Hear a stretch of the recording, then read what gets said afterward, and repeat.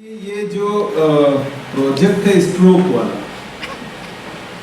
ये स्ट्रोक जो है ये अकेला स्ट्रोक नहीं है, इसमें बाकी जो ये प्रोटोकॉल है ये तो सुरेश ने बता ही दिया है, लेकिन मैं थोड़ा डायरेक्टर की तरह बताता हूँ।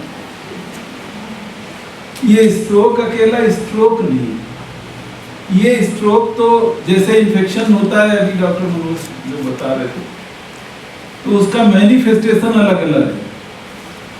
मतलब फीवर भी होगा, टॉक्सीमिया भी होगी, शॉक भी हो सकता है, रैपिड थ्रेडिंग पल्स भी हो सकता है, ब्रेडिकार्डिया भी हो सकता है, पहले टैकीकार्डिया होगा, लेकिन बीमारी क्या है? इन्फेक्शन। क्वैक क्या करता है? पैरासिटामोल देता है। अंदर क्या ग्रो कर रहा होता है? स्यूडोमोनास। मरीज अल्टीमेटली कहां पहुंचता है? रिम्स, क्रिटिकल केयर में, और मर जाता है। स्ट्रोक भी इसी तरह की बीमारी है। स्ट्रोक कभी भी, अब तो स्ट्रोक इनहेंग होने लगा है, अभी सुरेंद्र बताएंगे, जब मैं ट्रेनिंग में था तभी ये टर्म आया था, उसके पहले लोग स्ट्रोक इनहेंग जानते ही। अब स्ट्रोक की सबसे बड़ी प्रॉब्लम यह है कि स्ट्रोक जो है हम एक दूसरे को दे रहे हैं। जैसे अभी हमारे डीन कह रहे थे कि ईसाई झारखंड में ज्यादा हो, मैं गारंटी करता हूं अगर स्टडी की जाए तो झारखंड में बहुत ज्यादा, स्ट्रोक नहीं तो ब्लड प्रेशर तो जरूर होगा। उसका कारण क्या है कि यहाँ पढ़े लिखे लोगों में, इनोसेंट की छोड़ दो, वो तो बेचारे सब्जी बेच रहे हैं, एक कपड़ा है, दो कपड़ा है, यहाँ जो पढ़े लिखे गए हैं वो सब एक दूसरे को बार बार स्ट्रेस दे रहे हैं। जो मैंने देखा वो किस लिए है कि कंफ्यूजन की स्थिति हर जगह है। जैसे मैं पिछले एक महीने में मैं फास्ट डिसीजन करता हूं, ये सबको पता है, मुझे नहीं लगता है किसी को नहीं पता होगा, आप लोगों को नहीं पता होगा तो पता लग जाएगा।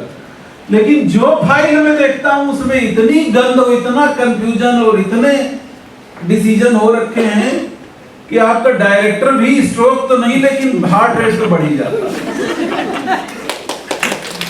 तो प्रॉब्लम कहां है कि बुद्ध जहां इनलाइटन हुए उससे 200 किलोमीटर पर बुद्ध का कोई संदेश नहीं है। यहां क्या है?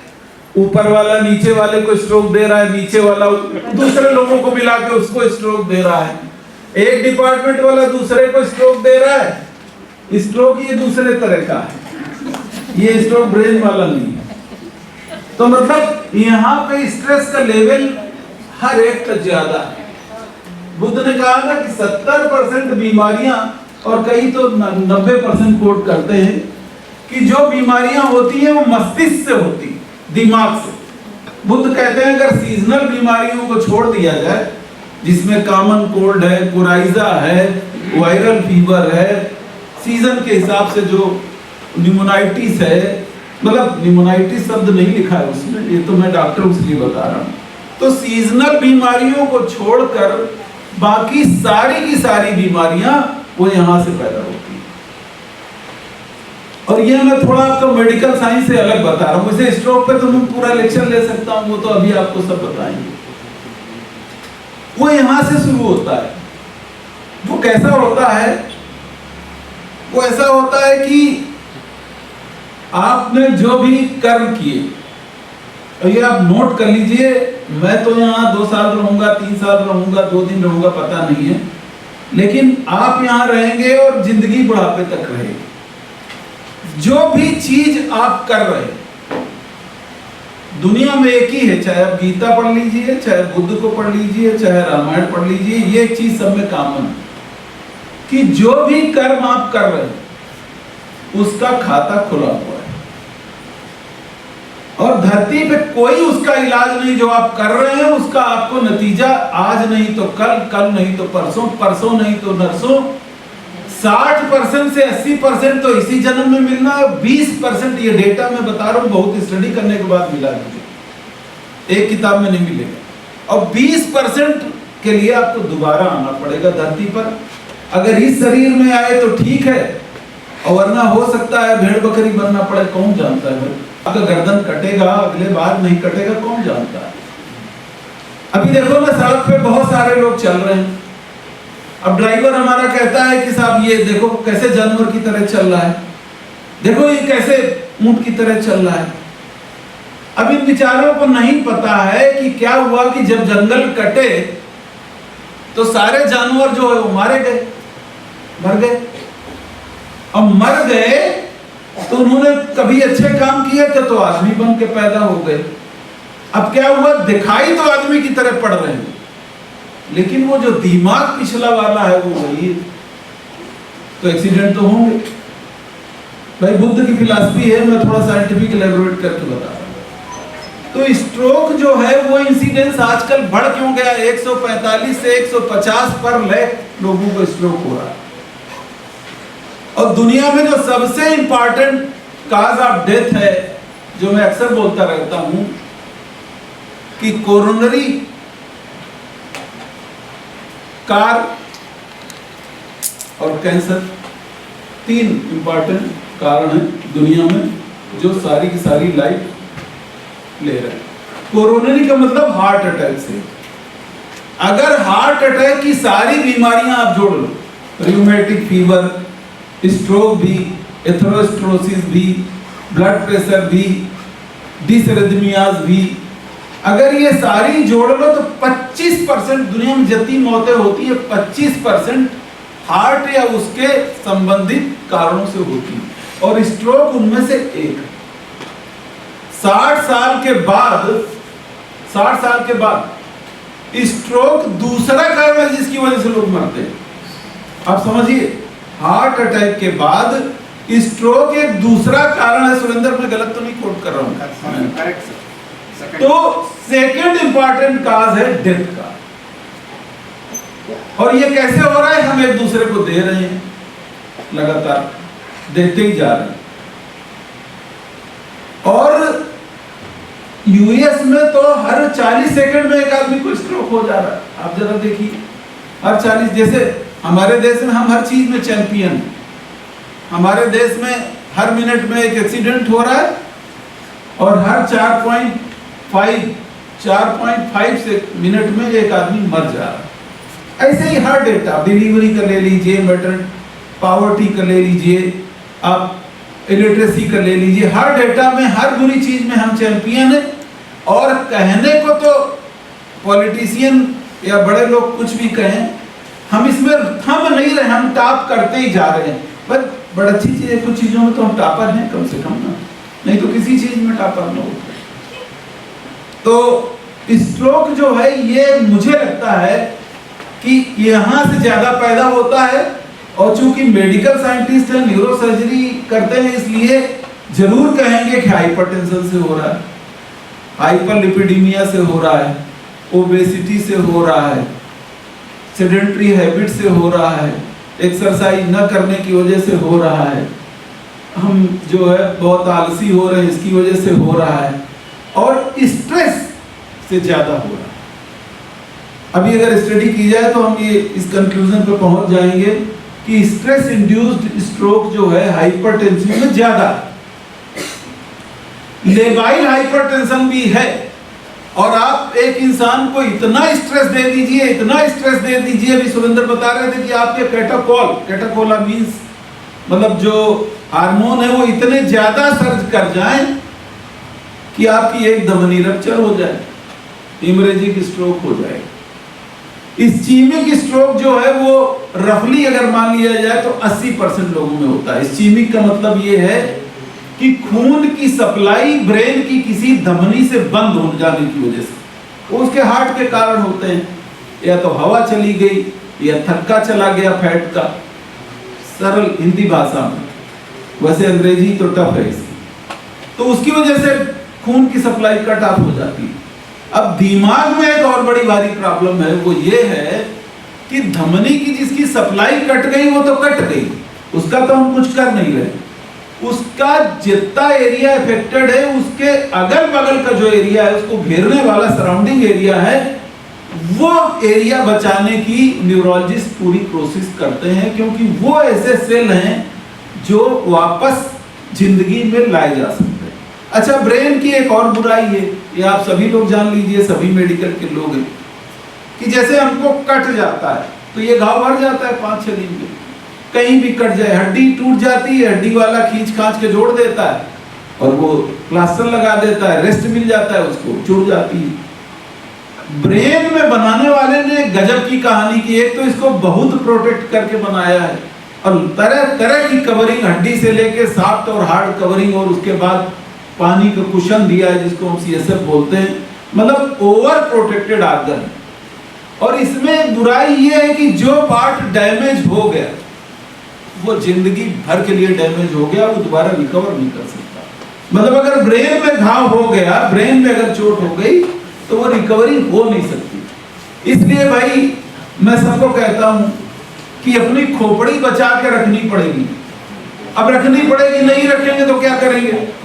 अभी बाजार में इसका स्पेयर पार्ट अवेलेबल नहीं है।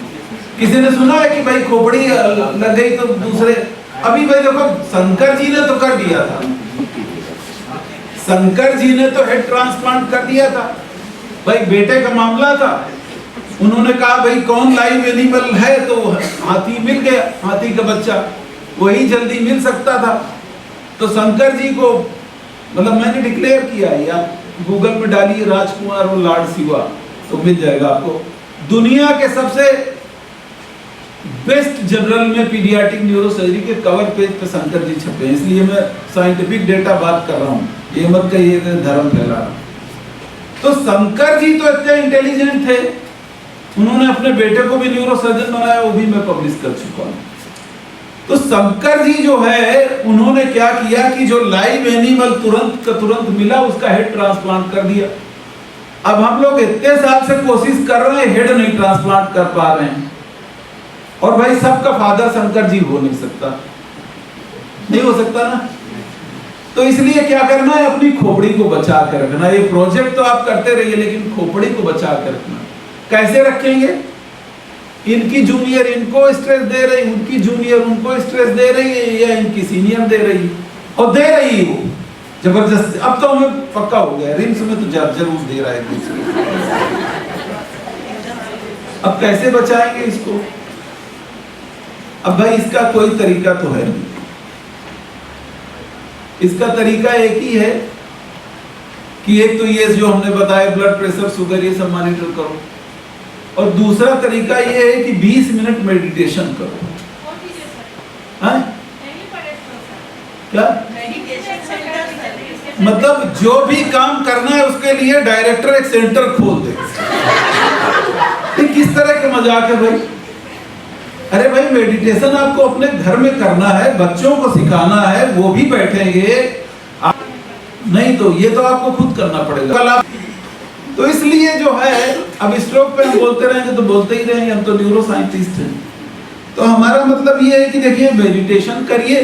और दूसरी एक चीज जो मैं आपको बताता हूँ, जो आपको कोई डॉक्टर नहीं बताएगा, लेकिन चूंकि मैं समाज में भाषण भूषण देने के लिए बहुत बुलाया जाता हूँ, यहाँ भी शुरू हो जाएगा कुछ दिन में, तो मैं आपको ये भी बताना, क्योंकि मैं अध्ययन करता हूँ, साइंटिफिक अध्ययन करता हूँ स्पिरिचुअलिटी का, और अच्छे से करता हूँ। और इसका मतलब ये नहीं कि न्यूरोसर्जरी हमें कम आती ना, होती ही आती है। अगर अभी भी क्रैश कोर्सेस होते हैं तो वहाँ पे स्टूडेंट को पता है, हमें वहाँ बुला लिया जाता है। 24 घंटे 48 घंटे के कोर्स हैं, क्योंकि हमने और कोई काम किया ही नहीं, हमने केवल पढ़ाई की, मरीज ऑपरेशन किए, रिसर्च किया, इसके अलावा हमें कुछ आया ही नहीं। वो तो अच्छा है मेरे बच्चे मुझे पहचान लेते हैं, नहीं तो जब मैं उनको घुमाने ले जाता था तो वो कहते थे कि पापा ट्रॉमा सेंटर में ले जाके खड़ा कर देंगे, हम नहीं जाएंगे उनके साथ। तो दूसरी चीज जो मैं आपको बताना चाह रहा हूँ, ये बताना चाह रहा हूँ कि एक मैत्री भाव पैदा करिए अपने मन में। अब ये मैत्री क्या है, मैं 2 मिनट ले सकता हूँ कि नहीं? बिल्कुल सर। मैत्री भाव अगर आप में आ गया तो बुद्ध कहते हैं, और बुद्ध जो कहते हैं उसको कोई धरती पर काट नहीं सकता। तो ये मैं आपको बता दूं। अब उसमें चूंकि सारा लिटरेचर बाद में लिखा गया, 6 महीने बाद बुद्ध के जाने के बाद, इसलिए कुछ उसमें भ्रांतियां आ गई हैं, वो मैं काट छाट कर लेता हूँ। मैत्री भाव आप लोग पैदा करिए। इसके मैं मोटिवेशनल लेक्चर भी करवाऊंगा, यहाँ बहुत जरूरत है। और ये हमें ऊपर से भी एडवाइस किया है, जो बड़े बड़े ब्यूरोक्रेट्स जो यहाँ पे चीफ सेक्रेटरी या उस तरह हैं या रह चुके हैं, उन्होंने भी एडवाइस किया है कि आपके रिम्स में इसकी बहुत जरूरत है। मैत्री भाव पैदा करिए। मैत्री क्या होता है, इसका कोई सही अंग्रेजी हिंदी में ट्रांसलेशन नहीं है, इसको सरल भाषा में हम बताएं कि सबके लिए मित्रवत भ्रातृत्व, इसका सरल अगर हम बताएं। मैत्री ऐसे किसी को आ जाए तो कोई मित्रता कह देगा, कोई दोस्ती कह देगा, कोई कहेगा कुछ होता होगा। मैत्री का जो मैंने बहुत अध्ययन करने के बाद शब्द निकाला है वो मित्रवत भ्रातृत्व। अब भ्रातृत्व का मतलब बहनत्व भी हो सकता है, ये शब्द है नहीं, हमने अभी भी कॉइन कर लिया। तो मित्रवत, और इसका पुण्य 16 गुना ज्यादा होता है अगर आप किसी को दूसरी चैरिटी करते हैं। ये आप समझ लीजिए, ये किताबों में मिलेगा नहीं आसानी से। अगर आप मैत्री करते हैं, पैसे से दान नहीं भी करते हैं, किसी का कुछ नहीं भी करते, अगर आपके अंदर मैत्री भाव है, इसको कभी आगे समझाएंगे, इसके बड़े बड़े उदाहरण भी देंगे आपको जो बाकायदा लिखे हैं टेक्स्ट में नाम से। मैत्री भाव अगर डेवलप करते हैं आप, तो फिर आप में द्वेष कम हो जाता है, और जब द्वेष कम हो जाता है तो आपका मन शांत हो जाता है, और फिर आप में माफ करने की क्षमता आ जाती है। तो मैं तो एक स्टेप और कहता हूं कि आप भी प्रैक्टिस करिए, और मुझे भी अभी से शुभकामनाएं दीजिए कि मुझ में भी आ जाए वो। मैं कोशिश करता हूं, वो आ नहीं पाता है। मैत्री प्रैक्टिस करना is most difficult, most complex word on the earth, for that you need to practice. अब मैत्री मैं जब करना चाह रहा हूं तो डायरेक्टर बन जाता हूं कहीं। अब उस कुर्सी पे मैत्री अगर मैं करने लगा तो सिस्टम फेल। अब इंसान का ही तो दिमाग है। लेकिन आप लोग एक आदत बनाइए कि हम मैत्री रखेंगे सबके लिए, सबके लिए संभाव, सब इंसानों के लिए नहीं, चिड़िया के लिए भी एक प्यार का है। तो मैत्री की अगर जब प्रैक्टिस आप शुरू कर देते हो तो आप सबको माफ कर देते हो। अगर किसी ने गलती करी तो मैत्री, ऐसे माफी करना ये पूरी बकवास है, ऐसे माफी नहीं होती। मैत्री डेवलप करिए आप अपने मन में, उसकी प्रैक्टिस करिए कि सभी सुखी हो, सभी आरोग्य हो, सभी का कल्याण हो। ये मैं सुबह करता हूँ, तो आप भी इसको शुरू करें। इसको सर्वे भवन्ति सुखिनः भी कहते हैं, सर्वे सन्तु निरामया, और बुद्ध ने इसको कहा सब्बे सत्ता सुखी हों, सब्बे हों तो चुप खेमिने।